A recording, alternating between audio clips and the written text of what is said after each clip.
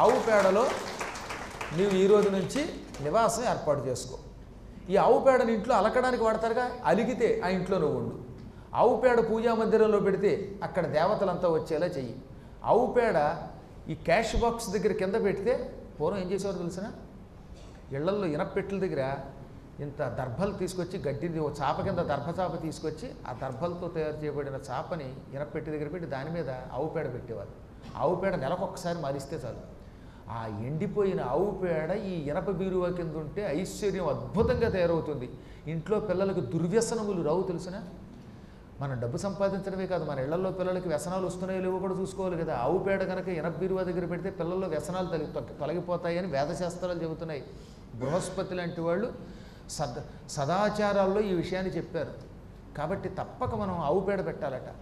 ఆవు పేడ ఎక్కడుంటే అక్కడ లక్ష్మి ఉంటుంది. ఆ లక్ష్మి కూడా సంతోషలక్ష్మి, శుద్ధలక్ష్మి, మోక్షలక్ష్మి, జయలక్ష్మి, సంతానలక్ష్మి, ఇలా అనేక రూపాల్లో ఉంటుంది.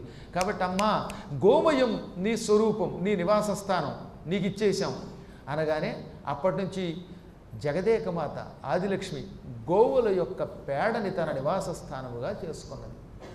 అందుకని యజ్ఞవాటికలో యజ్ఞం చేయాలంటే ఆవు పేడతో అలకాలి. ఇళ్ల ముందు దీపావళి వస్తే పూర్వం ఆవు పేడతో కళ్ళాపు తల్లి ముగ్గులు పెట్టేవారు. పెట్టారంటే లక్ష్మీదేవి లోపలికి వస్తుంది. పూజా మందిరంలో దసరాల్లో ఏమని చెప్పారో తెలుసా మీకు? దేవీ భాగవతంలో ఉంది. దసరా పూజలు చేసేటప్పుడు అమ్మవారిని మీ ఇంట్లో పెట్టుకునేటప్పుడు కలశస్థాపన చేసేటప్పుడు కింద గోమయం పెట్టాలని ఉంది. ముందక్కడ తమలపాకో లేక దర్భలో పరిచి దాని మీద పేడ పెట్టి అప్పుడు కలశస్థాపన చేస్తే త్రిమాతలు వచ్చి అందులో కూర్చుంటారు. ఇవేమీ లేకపోతే పూజల్లో సంపూర్ణ ఫలితం రాదు.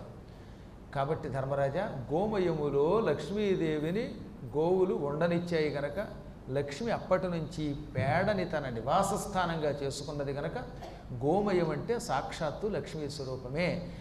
తీవ్రమైన దారిద్ర్యంతో బాధపడుతున్నవాడు, తీవ్రమైన రుణములలో ఉన్నవాడు, ఆస్తులు స్థిరమైన ఉండి కూడా ఆదాయం రానివాడు. కొంతమందికి పొలాలు ఉంటాయి, కొంతమందికి స్థలాలు ఉంటాయి, కానీ అమ్ముడు బావు, డబ్బులు రావు, డబ్బులు బ్లాక్ అయిపోతాయి.